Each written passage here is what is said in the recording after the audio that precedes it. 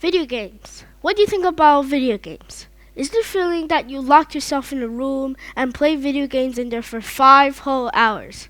And when you come out, you might be wondering, how did I just lock myself in that room and stare at that screen for 5 whole hours? Well, today I'm going to help you find out how video games control you. Video games produce dopamine, and by dopamine, I mean a lot of dopamine. But you might be wondering what dopamine is. Dopamine is a chemical in our brains that makes us desire. Now, let me give you a choice. Would you rather play video games for 1 hour or do chores for 1 hour?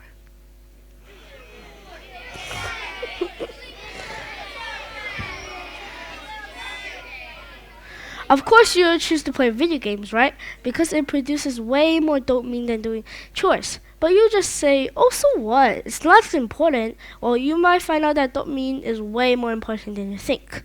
According to a study done by the National Library of Medicine, they put a rat in a cage with a button in the middle. And every time the rat pressed the button, the scientists injected dopamine into the rat's brain. So then, the rat would just keep pressing the button until it falls from exhaustion. Then the scientists stopped the flow of dopamine that's going to the rat's brain. Suddenly, the rat stopped pressing the button. It didn't even get up to get himself food or water. It just lost motivation to do anything. So that is how important dopamine is. Without it, you'll basically die. So if dopamine is so important and playing video games helps make more dopamine, you might be asking, how can we stop playing? Well, actually, should we stop? Well, what if I told you there's a way to make boring things like reading books and doing chores interesting again? Well, then you have to do a dopamine detox. Now let me explain to you what a dopamine detox is.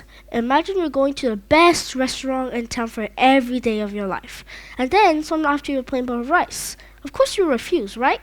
But then imagine you're on a deserted island. That plain bowl of rice doesn't seem that bad. So this is basically what a dopamine detox does. It takes your dopamine needs to a lower level. Now we explore the negative effects of gaming. We're going to explore the positive effects of gaming. You might not know this, but video games actually have a lot of positive effects. But it mostly depends on what sort of games you're playing. For some players that play Super Mario improved in fine motor skills and accuracy, and some players that play first-person shooters improved in reflexes and sensitivity. So that proves not all sort of video games are bad for certain parts of your brain.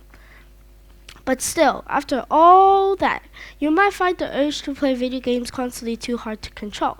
So let me give you some tips. I suggest you do low dopamine stuff for the day and do some high dopamine activities at the end of the day.